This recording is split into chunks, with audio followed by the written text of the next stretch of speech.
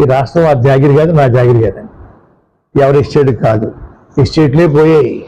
ఈయనంతా నేనెంతండి ఏంటో బాగుడు పోయి మీటింగ్లో జగన్మోహన్ రెడ్డి గారిని కీర్తికి వస్తా ఉన్నాడు.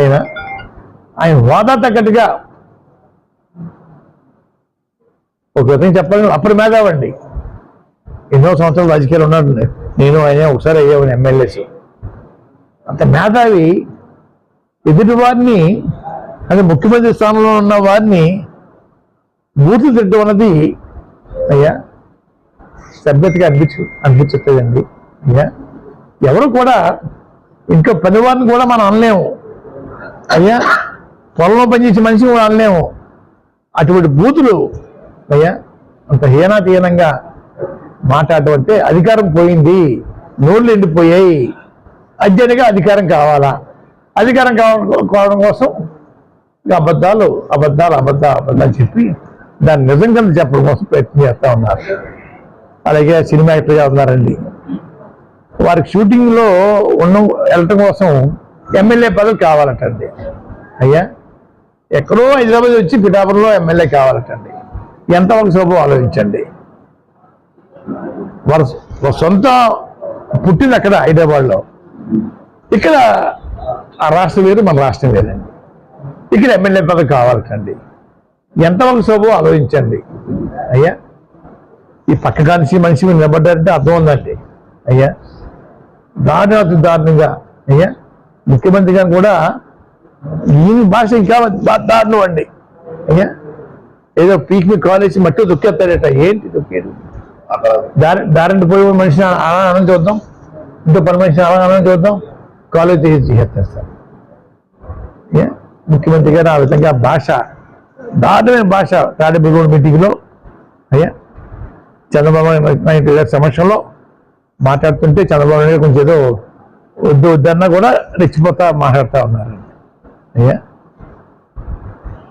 ఒక విషయం అడుగుతాను సార్ ఆయన్ని, పవన్ కళ్యాణ్ గారిని. ఈ పౌరుషం, ఈ కోపం, ఈ పట్టుదల ఆ రోజు హైదరాబాద్లో మీకు అవమానం జరిగినప్పుడు ఏమైపోయాయి? ఆ రోజు హైదరాబాద్లో వీరికి ఘోరంగా అవమానం జరిగినప్పుడు ఈ పౌరుషం, ఈ పట్టుదల, ఈ ఆవేశం ఎక్కడ పోయారు అడుగుతూ ఉన్నాను.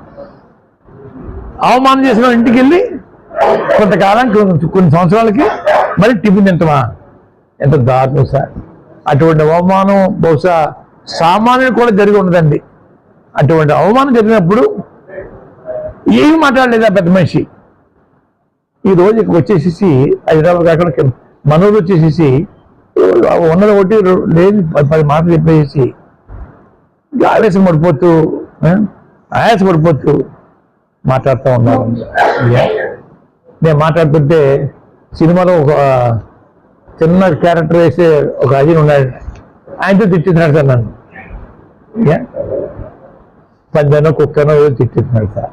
అయ్యా నేను 2-3 సార్లు చెప్పాను, అయ్యా పవన్ కళ్యాణ్ గారు మీరు ఎక్కడెక్కడో తెర వెనకాల నుండి మాట్లాడడం కాదు,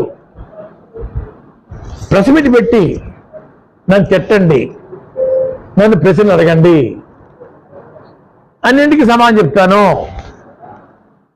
మరి నేను అడిగి ప్రశ్న మీరు సమాధానం చెప్పాలి. తెరచాటు ఉండి క్లబ్బులు నడుపులతో మీరు మాట్లాడించకండి. సినిమాలో చిన్న పాత్ర వేసేతో మాట్లాడించకండి. దమ్ము ధైర్యం ఉంటే మగవాడు అయితే ప్రెస్ మీట్ పెట్టండి, పెట్టి నన్ను తిట్టండి, నన్ను ప్రశ్నలు అడగండి. ఆ ప్రశ్న సమాధానం అన్నింటికి సమాధానం చెప్తాను. మళ్ళీ నేను అడిగే ప్రశ్న మీకు సమాధానం చెప్పాలా? అప్పుడు 2-3 సార్లు వారిని కోరానండి మీడియా ద్వారాని. స్పందన చేశారు కదా, బూతులు ఎక్కువ తిప్పుతుంటా ఉన్నారు. కాలవై చెప్పాలి తీర్పు. అయ్యా మన పిఠాపురం ఓటర్లు అమ్ముడైపోయే ఓటర్లుగా వారు ₹1,00,000 ఓటు చెప్పున కొనేస్తారు చంద్రబాబు నాయుడు గారు, జగన్మోహన్ రెడ్డి గారు. కోట్లాది రూపాయలు కుమ్మిలించేస్తాడైనా అని చెప్పి చెప్తూ ఉన్నారు. మనందరూ అమ్ముడైపోయే మనుషులాగా వారు మాట్లాడుతూ ఉన్నారండి. ఈరోజు అన్నానికి ఎవరికి లోటు లేదు. అంత అమ్ముడు బతుకు ఎవరికి లేదండి అయ్యా. ఎక్కడో ఇద్దరు ఉంటారు, ముసళ్ళు పేదవాళ్ళు ఉంటారు అయ్యా. రెండోదండి, అధికారం ఆ కూటమికి వచ్చేస్తే స్వచ్ఛమైన సారా అందిస్తారటండి అయ్యా. మంచి పథకాలు తీసుకొస్తాను, రోడ్డు వేయిస్తాను, ఇళ్ల స్థలాలు ఇప్పిస్తాను, ఇల్లు కట్టిస్తాను, ఇంద్రభవనాలు కట్టిస్తాను, స్వచ్ఛమైన వాటర్ సప్లై చేస్తా అని కాకుండా స్వచ్ఛమైన లిక్కర్ సప్లై చేస్తారటండి.